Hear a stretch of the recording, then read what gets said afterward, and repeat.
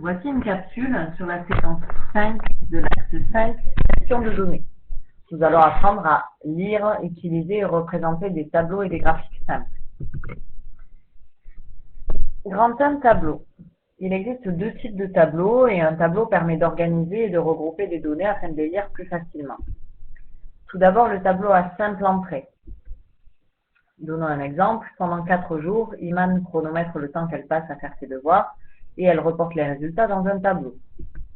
Voici le tableau contenant les résultats. Nous avons une colonne avec les jours de la semaine et une colonne avec le temps en minutes passées devant les devoirs. Cette ligne signifie qu'Iman a passé 45 minutes mardi à faire ses devoirs. Il existe aussi des tableaux à double entrée. Ils permettent d'organiser des données selon deux types d'informations mises en relation. Donnons un exemple. On a relevé aux Jeux Olympiques de Pékin les médailles remportées par les États-Unis et la Chine. Voilà le tableau à double entrée que nous avons.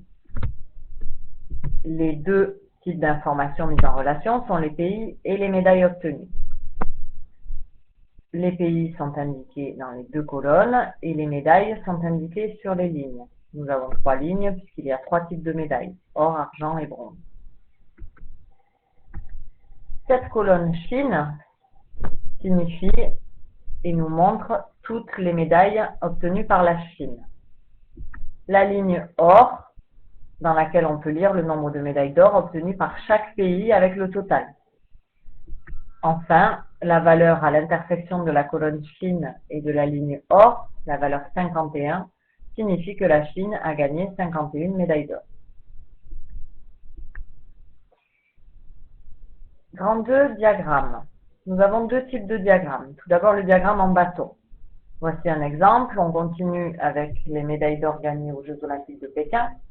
Dans ce diagramme-là, nous voyons très rapidement que la Chine et les États-Unis sont en tête et ce sont les deux pays ayant gagné le plus de médailles. Ensuite, nous avons le diagramme circulaire, plus communément appelé camembert. Donnons un exemple. Dans une petite épicerie, la moitié des aliments sont des légumes, le quart des aliments sont des fruits, enfin il y a autant de viande que de poissons. Nous symbolisons tout cela, tous les aliments de la petite épicerie, par un cercle que nous divisons tout d'abord en deux. Une moitié est en rouge et le rouge, j'ai associé dans la légende à la couleur rouge les légumes. Ensuite, ce qui reste, nous le coupons en deux. En jaune, il nous reste un quart. J'ai choisi la couleur jaune pour indiquer que ce sont les fruits. Et le quart qui nous reste, on le divise en deux parts égales. Une part pour la viande et une part pour les poissons. Finalement, grand 3, graphique cartésien. Regardez ce graphique ci-dessous.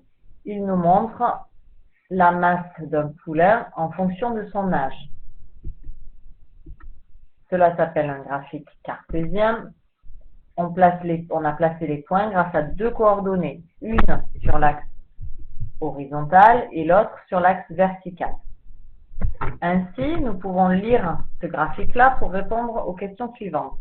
Quelle était la masse du poulain lorsqu'il avait 4 mois? L'âge est indiqué sur l'axe horizontal. Ici, nous trouvons 4 mois. Nous allons lire à quel point cela correspond-il. Le poulain faisait 200 kg lorsqu'il avait 4 mois. Maintenant, deuxième question, à quel âge pesait-il 350 kg? Les kilogrammes sont sur l'axe vertical. Nous allons